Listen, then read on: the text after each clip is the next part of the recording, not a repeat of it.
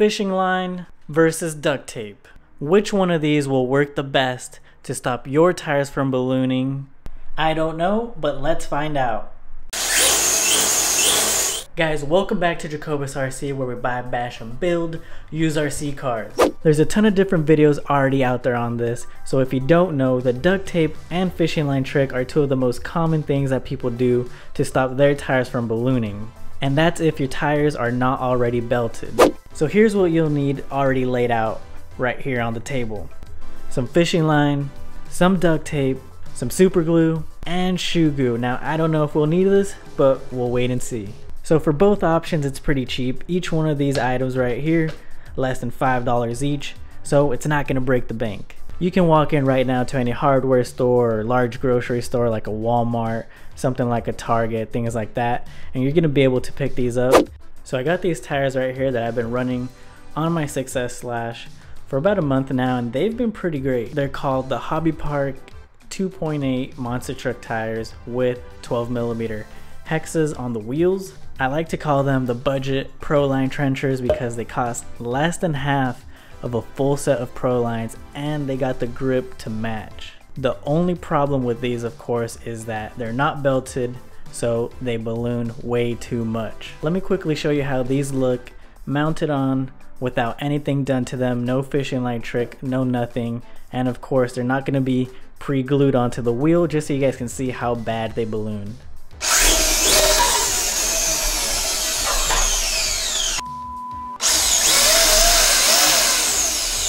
So anyways, you guys saw the tires ballooning. Obviously it's a little more exaggerated because they're not already glued onto the wheels right there, but that's why I'm going to do the fishing line and the Gorilla Tape trick, see which one works best. So I think I'm going to start off with the fishing line right here because it's probably going to be the easiest and less messy. So the trick here is that there's going to be a little groove right down the middle where you're just going to kind of wrap the fishing line around. I don't know how many times I'm going to wrap it around, but wrap it around, then put a little bit of super glue on the knot that you do with the fishing line, and then that's pretty much going to be it. It's pretty easy. So for these that I have right here, obviously there's only one little groove down the middle, but let's say you have the stock Slash tires, then you can kind of see there's multiple different tracks where you can kind of thread the fishing line through.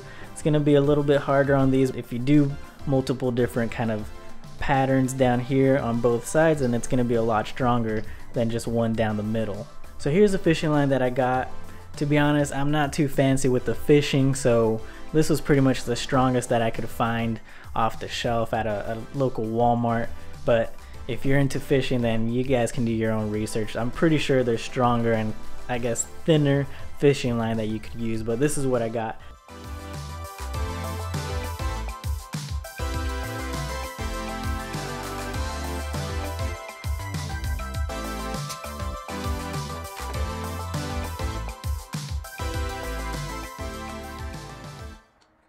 Alright, so I got the fishing line done. You guys saw me do 2 full turns around, cut off the excess. If there was a little bit of stragglers, then I just burned it off. Don't want to get too close to the edge, so then it kind of gets unraveled. And then to kind of top it off, I got a little bit of super glue, and then just on the little knot, put some super glue on both kind of loops over here to kind of keep it together. And this is pretty much 50 pounds of resistance, maybe a little bit more with those 2 loops. So we'll see how this one does, but let's move on to the Gorilla duct tape. Alright, so here we have the duct tape. Gorilla tape, any type of duct tape, doesn't really matter. It's a 1-inch roll, which I think for these tires right here, we should have gone with the 2-inch. We'll see how this does. Basically, what you're gonna need is get your duct tape out, get your tire, flip it inside out. Careful with the foam, don't rip it. Alright, so now that we got the tire inside out, this is where you're going to lay out the duct tape. And make sure to clean off the inside, which I think this is pretty clean. I cleaned it earlier. There's a little bit of dirt, but I don't think it's going to matter. We'll go with this for now. So I've seen people lay down the Gorilla tape or duct tape, then use some shoe glue, and then use some super glue, but I think we're just going to get rid of the shoe glue, just use super glue to kind of lay down on the creases when we lay down on the tire over here. It's gonna make it a little bit less messy, which is what I'm going for here. I don't want to spend too much time, so let's get started. Guys, this is a lot harder than it looks. Make sure just to get this perfectly around, straight and even.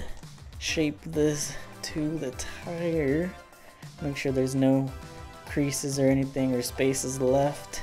Alright, I don't think we're gonna need the super glue because when I wrapped it around, I made sure, you know, it wrapped a little bit over the previous cut or the previous edge. I think this is gonna do just fine. Alright, we're gonna do a quick test. On the right here is the duct tape Gorilla Tape tire. On the other side we got the fishing line. So left is the fishing line. We got 6S hooked up. We're not gonna do full throttle on 6S because there's already a blooper where these things kind of just fell off.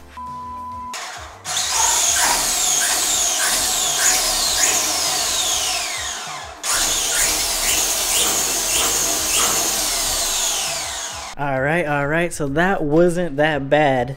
That was the duct tape tire. I think compared to stock without anything on it, it's doing the trick right now. Keep in mind the tires aren't glued onto the wheels right now, so it's gonna look a lot better, but very impressed. So I'm gonna go ahead and go to the fishing line real quick and see how it stacks up.